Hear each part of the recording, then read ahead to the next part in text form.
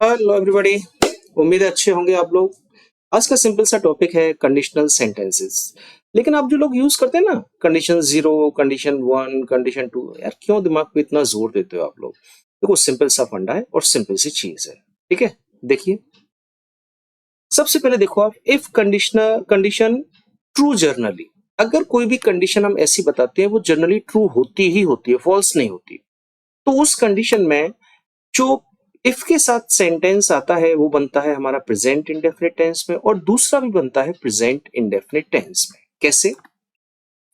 If you heat water at 100 degree centigrade, अगर आप water को 100 डिग्री सेंटीग्रेड पर गर्म करते हैं, इट बॉइल्स, तो यह उबलता है। तो ये जो कंडीशन है नॉर्मली ट्रू होती ही होती है। अगर आप वाटर को 100 डिग्री सेंटीग्रेड पर बॉइल हीट करेंगे तो बॉइल होगा ही होगा। तो ये जनरली ट्रू होती है कंडीशन, इसलिए ये भी प्रेजेंट इंडेफिनिट का है और ये भी प्रेजेंट इंडेफिनिट, या आप कह सकते हैं प्रेजेंट सिंपल। दोनों प्रेजेंट सिंपल में ही बनेंगे। इफ ही गोज हाई, अगर वो ऊंचा जाता है, ऊंचाई पर जाता है, ही फाइंड्स लेस ऑक्सीजन, तो नॉर्मली ऐसा होता है। तो ये कंडीशन जनरली ट्रू ही रहती है, फॉल्स होने के चांसेस नहीं है। तो इसलिए ये जो हम लोग बना रहे हैं यहाँ पर, ये दोनों ही प्रेजेंट सिंपल यानी कि प्रेजेंट इंडेफिनिट में होंगे, goes and finds. Okay. If the sun rises, अगर सूरज निकलता है, द फॉग डिसअपियर्स, तो फॉग कहते हैं कोहरे को, कोहरा गायब हो जाता है। तो नॉर्मली ऐसा होता है और जनरली ये कंडीशन ट्रू है कि जैसे ही सूरज निकलता है जाड़ों में, फॉग गायब हो जाता है। तो जनरली कंडीशन ट्रू होती है, और जो कंडीशन जनरली ट्रू रहती ही रहती है, फॉल्स नहीं होती हैं, वहां present simple, present simple, present simple. Okay. If a ball is through upward, sorry, अगर एक बॉल को ऊपर फेंका जाता है, प्रेजेंट इंडेफिनिट का पैसिव वॉइस है ये, इट कम्स डाउनवर्ड, तो ये नीचे आती है। और ये काम नॉर्मली होता है, होगा या नहीं होगा? नॉर्मली का ये काम तो होना ही होना है कि बॉल को ऊपर फेंकोगे तो वो नीचे आएगी। तो जनरली ये कंडीशन ट्रू होती है, और जनरली कंडीशन ट्रू रहती है तो प्रेजेंट सिंपल में दोनों सेंटेंस बनते हैं। ये पैसिव वॉइस है और ये प्रेजेंट इंडेफिनिट का एक्टिव वॉइस है। ओके। तो एक कंडीशन ऐसे याद कर लो कि अगर कोई भी कंडीशन जनरली ट्रू रहती है तो प्रेजेंट सिंपल या प्रेजेंट इंडेफिनिट में दोनों सेंटेंस।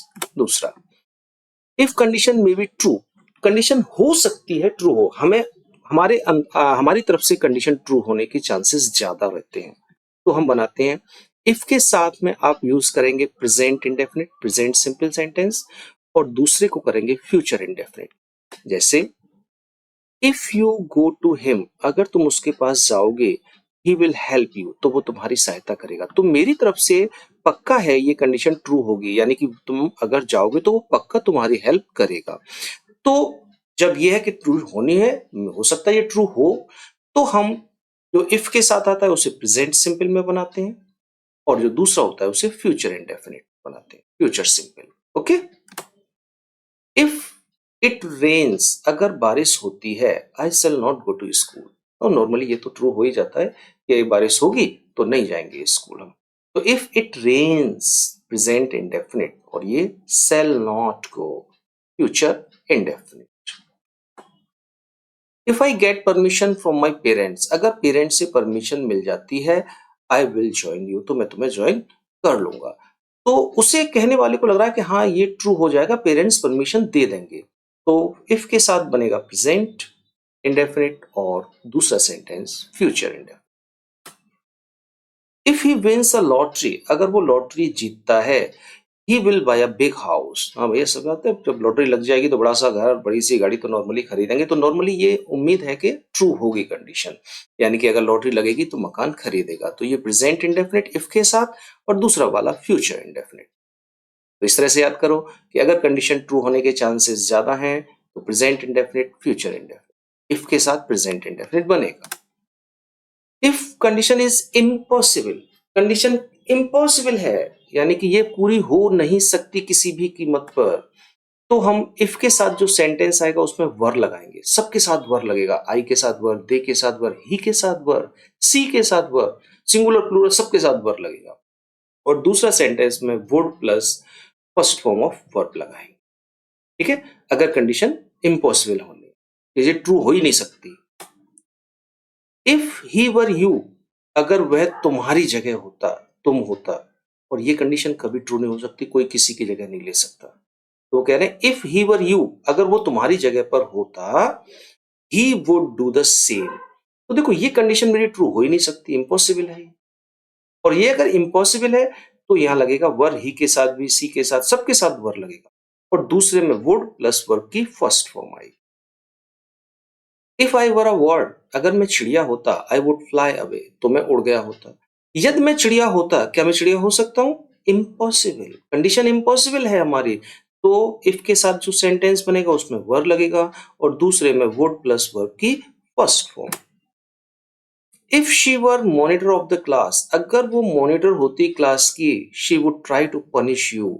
अब ये कहने वाला कह रहा है कि अगर वो मॉनिटर होती, वर लगा दिया और सी के साथ वर, इसका मतलब उसके होने के चांसेस तो है नहीं, लेकिन अगर बेटा हो जाती ना तो क्या करती? She would try to punish you, तो वो तुम्हें पनिश करने की पूरी कोशिश करती, लेकिन उसके मॉनिटर होने के chances impossible. If I were prime minister, अगर मैं प्राइम मिनिस्टर होता, भैया मास्टर तो हुआ नहीं जा रहा ढंग से, मारे प्राइम मिनिस्टर क्या होंगे, कि अगर मैं प्राइम मिनिस्टर होता, तो ये इम्पॉसिबल चीज लग रही है मेरे को, इसलिए वर यूज किया है। तो I would make my country strong, बिल्कुल साहब, अपने देश को बड़ा मजबूत बना देते। तो वुड प्लस वर्ब की फर्स्ट फॉर्म। तो याद कर लीजिए, अगर कंडीशन का ट्रू होना इम्पॉसिबल है तो इफ के साथ वर्ब और सेकंड सेंटेंस में would plus first form of verb लगे। If condition is too late, अगर कंडीशन बताई गई है वो बहुत लेट हो गई, यानी पहले वो काम हो जाना चाहिए था लेकिन हुआ नहीं, तब हम इस चीज को यूज करते हैं। इफ के साथ बनाते हैं पास्ट परफेक्ट, और सेकंड सेंटेंस में वुड हैव और वर्ब की थर्ड फॉर्म। ठीक है, देखिए कैसे। If I had worked hard, अगर मैंने कठिन परिश्रम किया होता, अब तो बहुत टाइम हो गया भाई साहब, ठीक है ना, अगर मैंने कठिन परिश्रम किया होता, पहले कर लिया होता ये काम, I would have passed my BA, तो मैंने अपनी बीए पास कर ली होती। तो ये काम मैंने किया नहीं जो बहुत पहले होना था, आपको बहुत देर हो गई इसको काम को करने में, मैं फेल हो गया। मैंने कहा कहने का मतलब है तो मुझे पहले वर्क हार्ड करना चाहिए था, हार्ड वर्क मैंने किया ही नहीं। तो कंडीशन में जो बताया जा रहा है वो काम बहुत पहले होना चाहिए था, अब करने के लिए उसको बहुत देर हो चुकी है, टू लेट हो चुका है। तो ये पास्ट परफेक्ट में बनेगा, इधर वुड हैव प्लस वर्ब की थर्ड फॉर्म आएगी। If she had applied in time, अगर उसने समय पर अप्लाई किया होता, शी वुड हैव सेलेक्टेड, तो वो सेलेक्ट हो जाती, लेकिन वो टाइम पर अप्लाई न कर सकी, बहुत देर के बाद अप्लाई किया तो नहीं हुआ। तो ये पास्ट परफेक्ट और ये वुड हैव प्लस वर्ब की थर्ड फॉर्म।